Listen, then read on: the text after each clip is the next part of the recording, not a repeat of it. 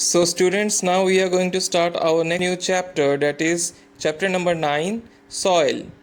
Soil is one of the most important natural resources. It supports the growth of plants by holding the roots firmly and supplying water and nutrients. It is the home for many organisms. Soil is essential for agriculture. Agriculture provides food, clothing, and shelter for all. Soil is thus an inseparable part of our life.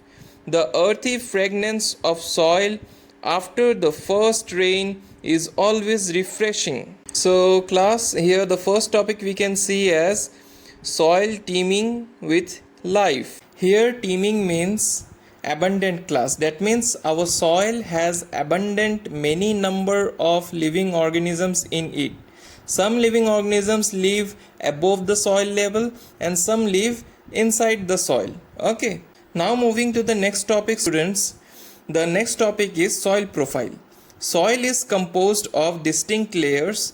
Perform the following activity to find out how these layers are arranged. Activity 9.2. Take a little soil, break the lump with your hand to powder it. Now take a glass tumbler 3/4 filled with water and then add a handful of soil to it. Stir it well with a stick or to dissolve the soil. Now let it stand undisturbed for some time. Afterwards, observe it and answer the following questions. Do you see layers of particles in different sizes in the glass tumbler? Now draw a diagram showing these layers. Are there some dead rotting leaves or animal remains floating on the water? The rotting dead matter in the soil is called humus. You probably know that the soil is formed by the breaking down of rocks by the action of wind, water, and climate. This process is called weathering. The nature of any soil depends upon the rocks from which it has been formed and the type of vegetation that grows in it. A vertical section through different layers of the soil is called the soil profile. Each layer differs in feel, that is the texture, color, depth, and chemical composition. These layers are referred to as horizons. We usually see the top surface of the soil, not the layers below it. If we look at the sides of a recently dug ditch means a gaddha, okay, we can see the inner layers of the soil. Such a view enables us to observe the soil profile at that place. Soil profile can also be seen in digging a well or laying the foundation of a building. It can also be seen at the sides of a road or on a hill or at the steep river bank. The uppermost horizon is generally dark in color as it is rich in humus and minerals. The humus makes the soil fertile and provide nutrients to the growing plants. This layer is generally soft, porous, and can retain more water. It is called the topsoil or the A horizon. This provides shelter for many living organisms such as worms, rodents, moles, and beetles. The roots of small plants are embedded entirely in the topsoil. The next layer has a lesser amount of humus but more of minerals. This layer is generally harder and more compact and is called the B horizon or the middle layer. The third layer is the C horizon, which is made up of small lumps of rocks with cracks and crevices. Below this layer is the bedrock, which is hard and difficult to dig with a spade because it is full of hard rocks. Now students, coming to the next topic, that is the soil types. As you know, weathering of rocks produces small particles of various materials.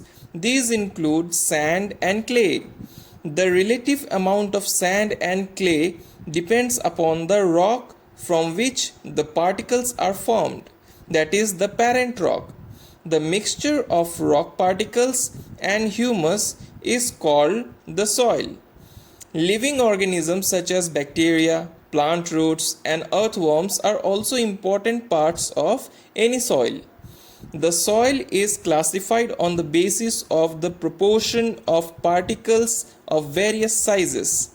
If soil contains greater proportion of big particle, it is called sandy soil. If the proportion of fine particles, that means small particles, is relatively higher, then it is called clayey soil. If the amount of large and fine particle are about the same, then the soil is called loamy soil. Thus, the soil can be classified as sandy, clayey, and loamy. These sizes of the particle in a soil have a very important influence on its properties. Sand particles are quite large, they cannot fit closely together, so there are large spaces between them. These spaces are filled with air. We can say that the sand is well aerated. Water can drain quickly through the spaces between the sand particles. So sandy soil tend to be light, well aerated, and rather dry. Clay particles, being much smaller, pack tightly together, leaving little space for air. Unlike sandy soil, water can be held in the tiny gaps between the particles of clay. So clay soil have little air, but they are heavy as they hold more water than the sandy soils. The best topsoil for growing plants is loam. Loamy soil is a mixture of sand, clay, and other type of soil particles known as silt. Silt occur as a deposit in river beds. The size of the silt particles is between those of sand and clay. The loamy soil also has humus in it. It has the right water holding capacity for the growth of plants. Now we will come to the next topic class, that is the properties of soil. So you have listed some uses of soil. Now let us know about the properties of soil. Now first heading is percolation rate of water in the soil. Percolation means, students, that means the way or the amount of water that can pass through a filtrate substrate, or you can say here the amount of water that can pass through the soil particles.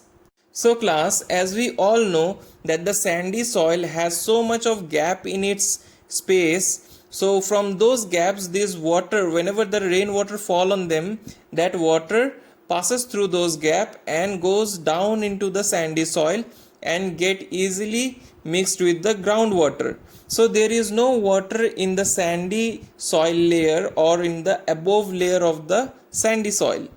Okay, next is our loamy soil. In the loamy soil, you will find that since the particles are small and tightly packed, the water is not able to pass through the layer of the loamy soil easily. That is why the waterlogging is a common problem here. Water get logged, it gets stopped above the layer of soil. Now class, coming to our next topic, that is soil and crops. Different types of soil are found in different parts of India. In some parts there is clayey soil, in some parts there is loamy soil, while in some other parts there is sandy soil. Soil is affected by wind, rainfall, temperature, light, and humidity. These are some important climatic factors which affect the soil profile and bring changes in the soil structure.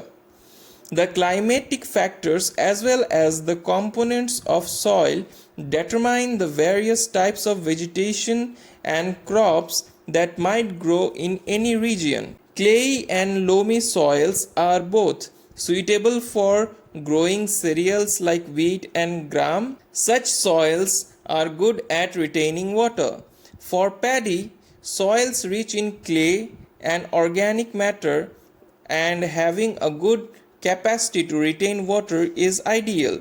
For lentils like masoor and other pulses, loamy soil which drain water easily are required. For cotton, sandy loam or loam which drain water easily and can hold plenty of air are suitable. Crops such as wheat are grown in fine clay soils because they are rich in humus and are very fertile. So class, here we complete our chapter. I hope that all of you have understood it well. That's all for today's class. Thank you class.